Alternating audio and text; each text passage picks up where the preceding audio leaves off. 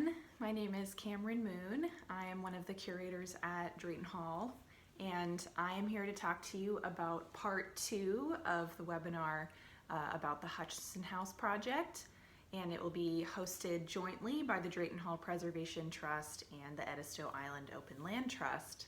And I'm here today because it says that it's the second part.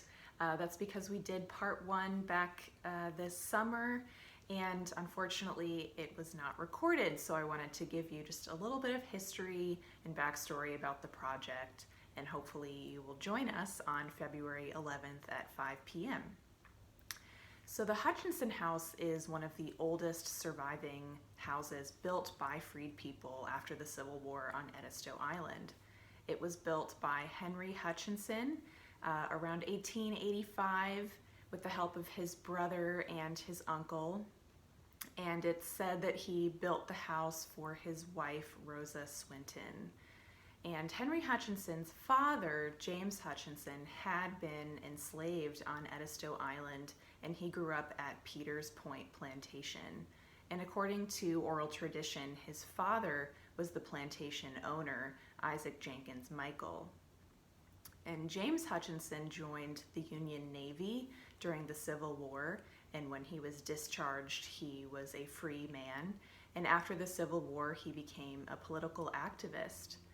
And he created land cooperatives with other freedmen where they pooled their resources and they purchased large tracts of land, and then they divided the land based on the shares that people contributed. And the land that the Hutchinson House was built on by James's son Henry was purchased by one of these land cooperatives.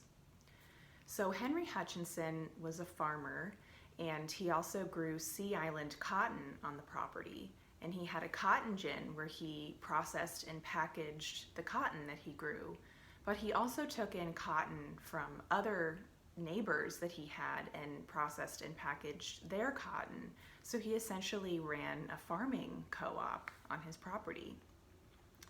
And members of the Hutchinson family lived in the Hutchinson House up until the 1980s, but then they rented it out for a few years, and it was vacant from about the 1980s, late 1980s, all the way up until 2016.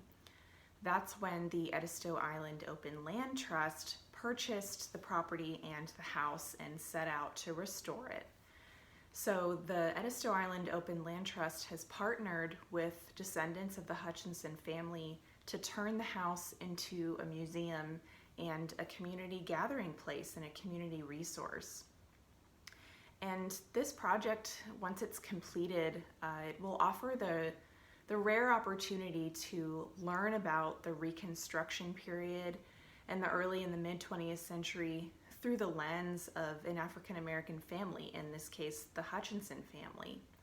The family has an extensive collection of photographs and teaching certificates and other documentation of their lives on Edisto Island, and so it will be a really great opportunity for people to see the house and remnants of their lives on Edisto.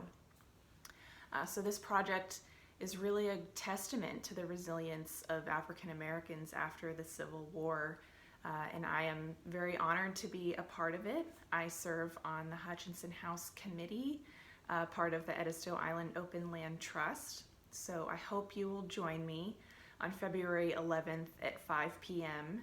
And joining us will be Greg Estevez, who is a descendant of James Hutchinson, and we'll also have staff members and other members of the Hutchinson House Committee to talk about the project and the work that we still have to do to complete the work. But we're really excited, so I hope to see you on February 11th.